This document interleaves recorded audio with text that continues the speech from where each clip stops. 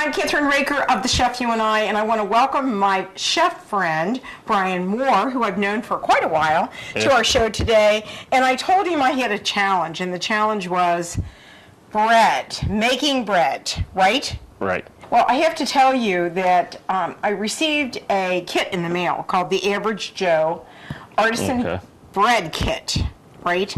So I invited you over today so that we could make bread. But we're also going to make pizza, right? Okay. And then we're going to do a fondue with bread, right? And we're going to have a nice summer salad along with it. How about that? Well, sounds Does that good. sound like a fun? Yep.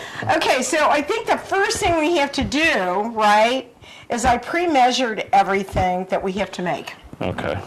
So I think it's like 2.5 cups. First of all, I think we have to put the water and the yeast in, right? Right. Okay, so I'm going to pour the water in. That is, and you want to put the yeast in for me? Yep. Okay. And then you just you have to let the yeast just like settle, right? Yeah, so it activates. So it activates. Right. And I think the problem that I've always had with bread making is that I'm not a very patient person. Okay. And so I'm always in a rush to make things, right? So bread is kind of an art form, right? So what's the most difficult thing that you did in the baking world? The most difficult, I would say, wedding cakes. How long do they take to make? It takes a few hours. I it's think a that- lot of What? just standing there and Being creative and... yeah, and making sure everything's placed right and making sure that everything's sturdy enough so that It's not going to fall down. when you... I mean, you know, we did a show with the Cake Boss. Okay. And I used to love to watch his show. And I thought to myself, does everybody really go around and scream and yell and all that jazz? Yes. Now let me ask you a question. Does this look like is it well enough to put the actual flour into? Yes. Because it's gone down to the bottom and it's kind of separated. And I think what you do, am I correct that you stir it up a little bit? Yeah, we'll stir it up a little bit. Stir it up a little bit, right? Okay, I'm going to put the flour in. You're going to do this part, okay? Okay. Because I'm going to go ahead and put the flour in. Whoops. And, whoops. Sorry. It gets a little messy, doesn't it? Yeah. A little messy. Who cares, though? It's fine. Right. Okay, now, the other thing is that you do 2 cups of flour. This is special King Arthur flour that the Average Joe baker uses, right? Right. And then we have to add the salt, the sea salt, that I've already pre-measured, which is about, it's 1.5 teaspoons, correct? And I'm going to use a cheat sheet right here because it's really simple. He even puts a cheat sheet in there. So that's what it is. It's sea salt 1.5 teaspoons, which I've already pre-measured, right? So I'm going to add that into this, right? Okay. Okay, you got that. Now, here's the deal. The deal is that you have to then add another cup of flour into it. Okay. So is it ready to do that, you think? Yes. Okay, so I'm going to just add this in slowly. And I think this is the trick to it.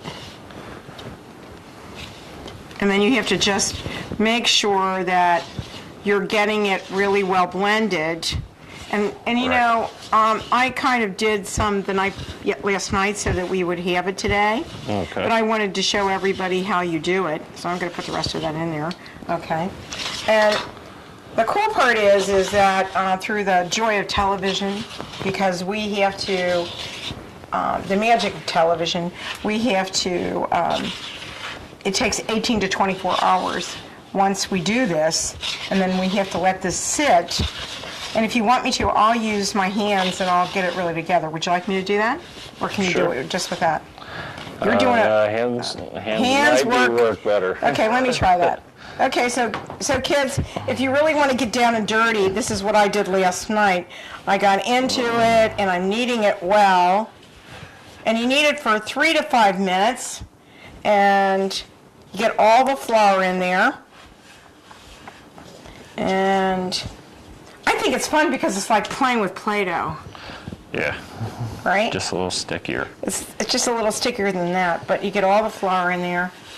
And then when you're done with it, we're going to leave it in the bowl, right? But we're going to put it in another bowl that we sprayed, okay? So that's what we're going to do. So I'm going to do this, Chef. I'm going to put this right here for a minute. Okay. And we're going to take a short little break, and we'll be right back on the Chef You and I. We're back on the Chef You and I with Chef Brian Moore. And before the break, we talked about spraying the bowl. Why do you think we need to do that? Well, you need to spray the inside of the bowl. That way, while your dough is rising, it's not going to stick to the sides, and you can get it out of the bowl Easily. Right. Okay, so since I've got the dirty hands, I'll put it in the bowl. Okay? And then you just pat it down, right? And then we're going to cover it, right? Yes. And we're going to let it sit for 18 to 24 hours, right? Correct. So we're going to use a towel. Or you can use aluminum foil or even plastic wrap. Plastic wrap. Now, why do you have to do this? So that it does not get a crust on it. Okay. Now, I want to ask you a question. Now we have, by the magic of television, we have, guess what? The wonderful bread that's risen, right? Right. Okay. So why do we have all the bubbles, Chef? A lot of that is going to be from the flour and the yeast and everything coming together. Right. It's the whole growth process. Right. So I think what we have to do next is we have to take it out of here, correct? Right. And we have to use a floured board, right? Yes. And I think the flour's right behind you, if you don't mind getting it. It's right there. Okay. And I think what we have to do is we have to spread the flour out. And I happen to have this. All right. Can I do that? Yeah. We now have our bread that has risen for 18 to 24 hours of the dough that he has. So now, Chef, what do I do? You're going to use your bowl scraper. This right here? Yes. And in this kit, he puts one of these. Now what do I do? You're going to go around the edges. You want to show me how? Yeah. We'll just go like that. Right. And then you'll be able to dump your bread out real easy. Okay, easy does it.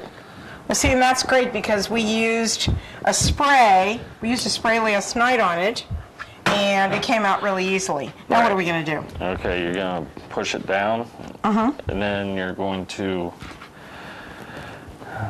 pull it. Pull it? Push it into the centers. They call that a belly button. Belly button? Okay. Yeah. Then that's all those bubbles you saw is going to go away? Right. All right. And the more you do it, the tighter your dough is going to feel. Right.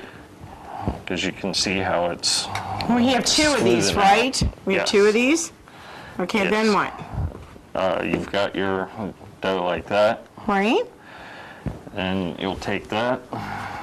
And do we just spray the pan again or not? No, we will put, The spread dust in there? yes. Okay. And here, we'll do this real quick. I think I have a scissors. Hold on. I know I do. Here we go. And we just put that on there, right? Yes, right in the bottom. Right in the bottom. All right. And this is to help it do what? This is going to prevent it from sticking. From sticking. Okay, I need a little bit for our other one. Right. Okay. So we'll do that. all right, and that goes in there, Place that right? in there.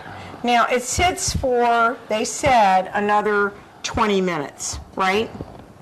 Yes. Yes. So we have to cover that, and so we need to take a little short break, and we'll cover it up. We'll come back, and we'll do the other one that we're going to make for our pizza. How about Okay. that? Does that sound good? Yep. All right, we'll be right back.